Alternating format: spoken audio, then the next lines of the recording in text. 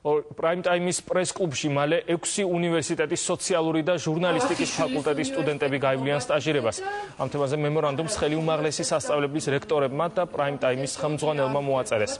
შეთანხმება 2 წელი დარჩება ძალაში და სტუდენტებს წარმატებული სტაჟირების გავლის შემთხვევაში საათები კრედიტებად ჩაეთქვებათ.